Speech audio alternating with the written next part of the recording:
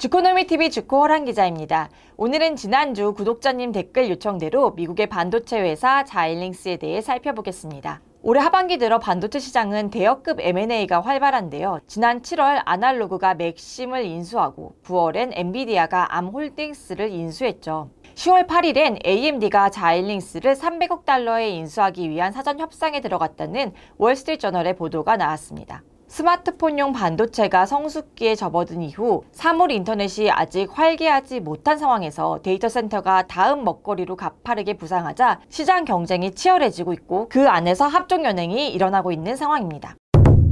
AMD는 27일 실적 발표 컨퍼런스를 앞두고 자일링스 인수를 공식화했습니다. 인수 가격도 기존에 알려진 300억 달러보다 더 높은 350억 달러, 우리 돈으로 39조 원에 달합니다. 이번 인수는 100% 주식 교환 방식으로 이루어지는데요. 자일링스 보통주 한 주당 AMD 보통주 1.7234주를 지급하게 됩니다. 이는 자일링스 보통주를 143달러로 평가한 셈인데요. 인수합병 발표 직전 자일링스 종가인 114달러 대비 25% 프리미엄을 붙인 수준입니다. 남은 절차는 주주들과 각 규제 당국의 승인입니다. 2021년 말 인수가 마무리될 것으로 내다보고 있습니다.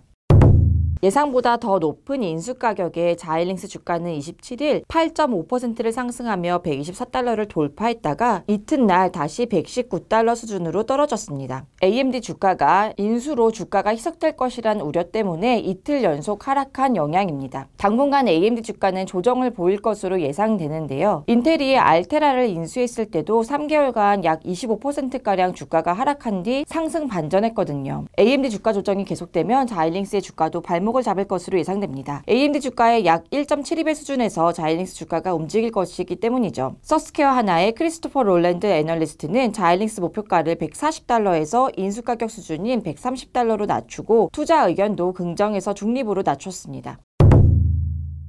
업계에서는 인텔이 2015년 자일링스의 경쟁사인 알테라를 인수한 것에 대한 대응 전략으로 AMD가 자일링스를 필요로 할 것으로 보고 있습니다. AMD는 데스크톱, 노트북, 서버용 CPU에서 각각 인텔과 경쟁하고 있거든요. AMD는 자일링스 인수를 통해 AI, 자료 처리 장치, 5G, 데이터 센터 분야에서 시너지를 낼 수 있을 것으로 보고 있습니다. 일각에서는 암을 인수한 엔비디아와 인텔의 반도체 전쟁에서 AMD가 빠질 순 없지 않겠느냐는 관전평도 내놓고 있습니다. AMD는 서버와 PC용 CPU에서는 인텔과 경쟁하고 게임용 GPU에서는 엔비디아와 경쟁하고 있거든요. AMD는 자일링스 반도체 기술을 이용해 기존 PC용 CPU를 넘어 데이터 센터, 5G 통신, 전장 분야에서 보폭을 넓힐 것으로 보입니다. 회사 측은 합병 이후 전체 진입 시장을 1,100억 달러 규모로 내다봤습니다. 특히 자일링스의 TAM 규모를 현재의 30억 달러에서 10배가량인 300억 달러로 내다봤는데요. 그만큼 인수 시너지에 자신감을 나타낸 거죠. 합병된 회사는 약 13,000명의 엔지니어를 보유하게 됩니다. AMD의 CEO인 리사수 박사가 합병된 회사의 CEO를 맡게 되며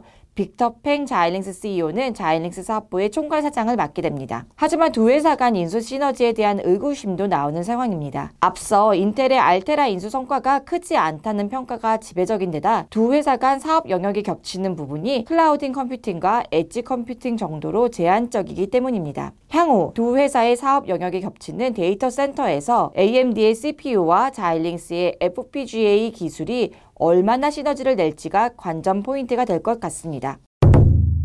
자일링스는 프로그래머블 반도체 칩으로 불리는 FPGA 시장 점유율 1위 업체입니다. FPGA는 하드웨어적으로 재프로그래밍이 가능한 반도체를 말하는데요. 때문에 유연성이 장점으로 꼽힙니다. 인공지능, 머신러닝, 5G, 데이터 센터 등 다양한 산업에 활용되고 있습니다. 삼성전자와 화웨이의 5G 칩셋에 자일링스 제품이 사용되고 있고 자동차 전장에도 널리 쓰이고 있습니다. 자일링스는 2019년 기준 FPGA 시장의 52%를 점유하고 있습니다. 인텔이 35%로 쌍벽을 이루고 있고요. 마이크로칩과 레티스가 각각 5%를 점유하고 있습니다. FPGA는 그래픽 처리 장치인 GPU, 주문형 반도체 칩인 ASIC과 함께 대표적인 AI 칩셋으로 불립니다.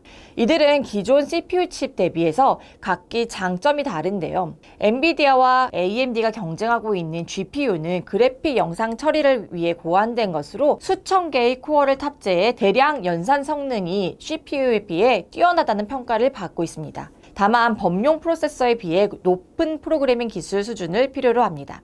FPGA는 회로 프로그래밍과 재구성을 통해 용도에 맞는 최적화된 변경이 가능하다는 점에서 높은 유연성이 장점으로 꼽힙니다. ASIC은 아날로그 디지털에 관계없이 특정한 용도에 맞춰 주문 제작된 반도체이거든요. 때문에 빠른 속도와 높은 에너지 효율이 장점으로 꼽힙니다. 하지만 설계 비용이 높고 특정 연산의 기능이 한정되어 있다는 점이 약점입니다. 데이터 양이 증가함에 따라 AI 반도체 칩셋 기술이 연산 속도를 높이고 위험을 최소화하는 데 기여할 것으로 보입니다. 때문에 2017년에서 2027년까지 무려 시장 규모가 20배 이상 커질 것이라는 관측도 나오고 있습니다. FPGA가 쓰이는 다양한 분야 중에서도 자이링스는 데이터 센터, 5G, 자율주행을 회사의 3대 성장 동력으로 꼽았습니다. 자이링스의 매출 비중을 보면 유무선 통신과 항공국 시험 측정 사업부가 각각 40% 안팎으로 비슷합니다. 또 방송, 전장 소비자가 16%, 데이터 센터는 10% 수준입니다. 특히 데이터 센터 사업부는 지난 20일 발표된 2021년 회계연도 2분기 실적에서 사상 최고 매출을 올렸습니다. 전분기 대비 23% 매출이 증가하며 전년 대비 30% 성장세를 나타냈습니다. 하지만 매출 기여도가 10%에 불과하다는 점은 주가 상승엔 한계로 꼽힙니다. 데이터 센터 시장에서 자이링스와 인텔은 경쟁 관계인데요. 인텔이 제품 포트폴리오가 훨씬 다양하기 때문에 유리한 측면이 있습니다. 전장, 방송, 컨슈머 분야에서는 자동차 시장 회복세에 힘입어 전분기 대비 매출이 36% 증가했습니다. 2분기 주당 순이익은 넌갭 기준 0.82달러로 시장 컨센서스를 소폭 상회했습니다. 2분기 매출 역시 7억 6,700만 달러로 전년 대비 7.9% 감소했지만 시장 컨센서스보다는 1,100만 달러가량 높은 수준을 나타냈습니다. 유무선 사업부는 자이링스의 승부처로 꼽힙니다. 하지만 현재 제1위 고객사인 중국 화웨이에 대한 미국의 제재 조치로 실적 타격이 큰 상황입니다. 매출은 전분기 대비 13% 감소, 전년 대비해서도 36%나 감소했습니다. 노키아, 삼성전자, 에릭슨 등 다른 고객사로의 매출 증대가 관건입니다. 2018년 12월 스웨덴의 에릭슨이 5G 이동통신용 칩셋으로 ASIC이 아닌 자이링스의 FPGA를 선택해 시장의 주목을 받은 바 있는데요. 5G는 다양한 주파수 대역과 훨씬 많은 사물과의 연결을 요구하기 때문에 더 넓은 스펙트럼이 필요하고 고밀도로 배치해야 하고 또 에너지 효율성을 높여야 하는데 여기에 FPGA가 필수적입니다.